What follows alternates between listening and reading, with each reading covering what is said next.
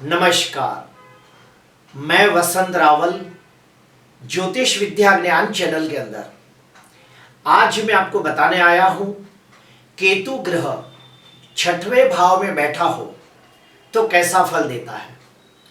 सबसे पहले हम छठवें भाव के बारे में जानेंगे। छठवें भाव से क्या क्या देखा जाता है तो सुनिए। छठवें भाव से ऋण, रोग, शत्रु, नौकर, नौकरी, कंपटीशन, कोर्ट केस, काम, क्रोध, मद, मोह, माया, अभिमान, विषय, वासनाएं, ये सारी बातें छठवें भाव से देखी जाती है। अभी हम लोग जानेंगे केतु के कारक तत्व के बारे में। तो सुनिए, केतु धर्म, आध्यात्म, ज्ञान, अचानक घटने वाली घटना, अकस्मात का कारक है, पराविद्याओं का कारक है, गुड़ विद्याओं का भी कारक माना गया है।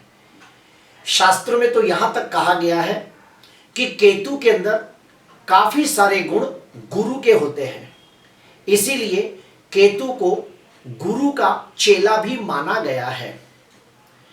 प्रिय दर्शकों, केतु छठवें भाव में बैठा हो और अगर जो शुभ स्थिति में हो तो बहुत अच्छा फल देता है। आइए और गहराई में जानते हैं।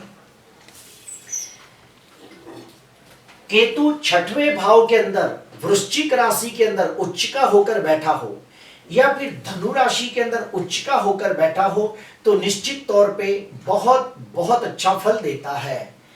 अगर केतु छठवें भाव में बैठा हो और नवमांश कुंडली के अंदर राशि वर्गोत्तमी या भाव वर्गोत्तमी होता हो तो भी ये केतु अच्छा फल देने के लिए बाध्य हो जाता है। केतु अपने नक्षत्र में बैठा हो या मित्र ग्रह के नक्षत्र में बैठा हो तो भी अच्छा फल देता है। अभी हम लोग जानेंगे कि अगर कुंडली के अंदर केतु छठवें भाव में शुभ स्थिति में बलवान होकर बैठा हो तो कैसा फल देता है। तो सुनिए, ऐसे व्यक्ति अपना काम पूरी ईमानदारी, वफादारी और नीति से और निष्ठा से करने वाले लोग होते हैं। वो अपने काम को हमेशा और ज्यादा बेहतर बनाने का प्रयास करते हैं।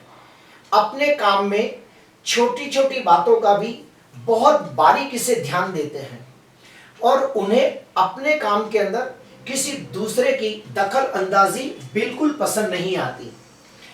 ऐसे व्यक्तियों में और एक खास बात देखी गई है कि इनकी स्मरण शक्ति यानी कि इनकी याददाश्त बहुत अच्छी होती है, गजब की होती है। उन्हें बहुत साल पुरानी बातों को भी वो लोग आसानी से याद रख सकते हैं।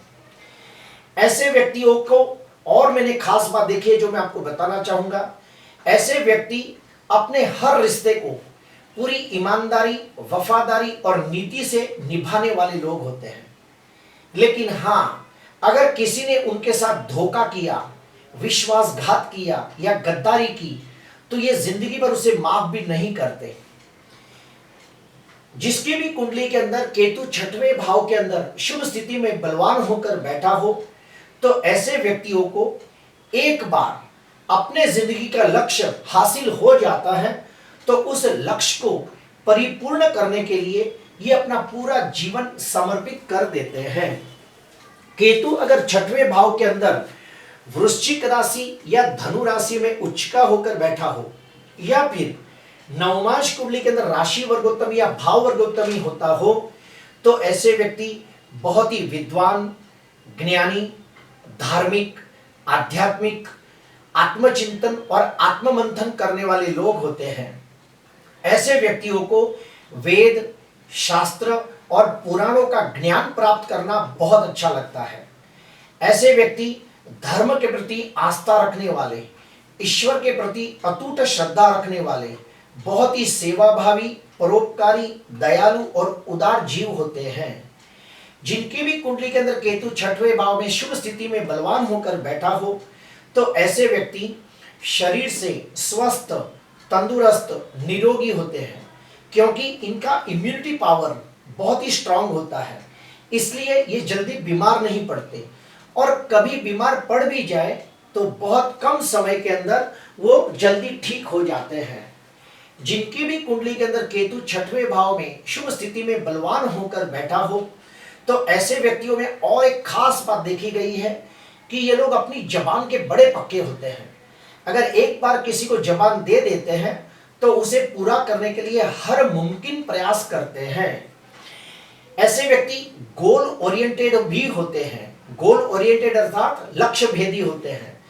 एक बार अगर उन्हें अपना लक्ष्य मिल गया तो उसे हासिल करके ही रहते हैं और उसे हासिल करने में तन मन धन समर्पित कर देते हैं। अपना मुकाम, अपना लक्ष्य हासिल करने के लिए वो कोई भी हद तक जा सकते हैं। इसीलिए बुढ़ापे के अंदर उन्हें समाज के अंदर मान सम्मान, यश जश कीर्ति प्राप्त होती है। जिसकी भी कुंडली के अंदर छठवें भाव में केतु बलवान होकर बैठा हो तो ऐसे व्यक्ति शत्रुओं के ऊपर विजय प्राप्त करते हैं। ऐसे व्यक्ति शत्रुओं के साथ डटकर सामना करते हैं, इसलिए उनको शत्रु हंता भी कहा गया है। जिसकी भी कुंडली में छठवें भाव के अंदर केतु बलवान होकर बैठा हो, ऐसे व्यक्ति बने तब तक किसी के साथ भी झगड़ा करते नहीं, और अगर किसी के साथ झगड़ा कर ले तो उसे आसानी से छोड़ते भी नहीं। प्रिय दर्शकों, अभी हम लोग जानेंगे केतु के अशुभ फल के बारे में। तो सुनिए, अगर केतु कुंडली के अंदर वृषभ राशि या मिथुन राशि के अंदर नीचिका होकर बैठा हो तो बिल्कुल अच्छा फल नहीं देगा। और उसमें भी अगर केतु चंद्र के साथ युति करके चंद्र ग्रहण योग नामक अशुभ योग बनाता हो तो ऐसे व्यक्तियों को हमेशा मानसिक उद्वेग, हताशा और निराशा का भोग बनना पड़ता है। ऐसे व्यक्ति बहुत जल्दी मानसिक डिप्रेशन में भी जा सकते हैं। जिनकी भी कुंडली के अंदर छठवें भाव के अंदर सूर्य पीड़ित होता हो, कमजोर होता हो, निर्बल होता हो और साथ में केतु बैठा हो और सूर्य केतु का ग्रहण योग बनता हो तो ऐसे व्यक्तियों को समाज में एक बार बदनामी यानी कि मान हानि का सामना करना पड़ता है। और ऐसे व्यक्तियों के पीठ के पीछे लोग उनकी बहुत बुराई करते हैं और उनके बारे में अनाप शनाप कुछ भी बोलते रहते हैं, ये भी देखा गया है। अगर कुंडली के अंदर छठवें भाव के अंदर मंगल पीड़ित होकर केतु के साथ युति करके अंगारक योग नामक अशुभ योग बनाता हो तो ऐसे व्यक्तियों को जहरी जानवर जैसे कि सांप, बिच्छू, कुत्ता, मधुमक्खी काटने की संभावना बहुत ज्यादा रहती है। जिसकी भी कुंडली के अंदर छठवें भाव के अंदर गुरु नीचिका होकर केतु के साथ युति करके गुरु चंडाल योग बनाता हो तो ऐसे व्यक्ति को हमेशा पेट से लगती प्रॉब्लम रहती है और ऐसे व्यक्ति बहुत ज्ञानी होने के बावजूद ज्ञान और शक्तियों का दुरुपयोग करते देखे गए हैं। जिनकी भी कुंडली के अंदर छठवें भाव के अंदर मंगल केतु की युति होती हो तो ऐसे लोगों को पेट के अंदर कम से कम 1 या 2 बार ऑपरेशन होने की संभावना लगी रहती है। जिसकी भी कुंडली के अंदर छठवें भाव में शनि केतु की युति होती हो तो ऐसे व्यक्ति के मामा के घर पे किसी स्त्री का अकाल मृत्यु हो जाता है और उसको सद्गति प्राप्त नहीं होती तो मामा के खानदान के अंदर उन्हें चेक करना चाहिए। दूसरी पीढ़ी या पहली पीढ़ी के अंदर भी यह संभावना लगी रहती है। जिसकी भी कुंडली के अंदर शनि केतु छठवें भाव में हो उन लोगों को कैंसर होने की संभावना भी देखी गई है। अभी हम लोग जानेंगे कि अगर कुंडली के अंदर केतु पीड़ित होता हो, निर्बल होता हो तो कौन से उपाय करें। तो सुनिए, पहला उपाय ओम ह्रीम केतवे नमः। ओम ह्रीम केतवे नमः ये मंत्र का रोज 108 जाप करें। दूसरा उपाय गणपति जी का अथर्वशीष का पाठ करें। तीसरा, अपने घर के नैऋत्य कोण में अपने धर्म की ध्वजा लहराए, यानी कि कोई भी ध्वजा नैऋत्य कोण में लहराए। चौथा उपाय गुरु, ब्राह्मण, साधु, संत, विद्वान, ज्ञानी व्यक्ति को भरपेट भोजन दे, उन्हें संतुष्ट करे और उनका आशीर्वाद ग्रहण करे। आखिरी उपाय काले कुत्ते को मीठी रोटी खाने दे और हो सके तो केतु से लगता दान करें, यानी कि एक दाढ़म अपने पैसे 9 बार घुमाकर मंगलवार के दिन किसी गरीब को दान करें तो भी केतु प्रसन्न होता है। आज के लिए बस इतना ही। आपको अच्छा लगा तो जरूर लाइक करें, सब्सक्राइब करें। नमस्कार।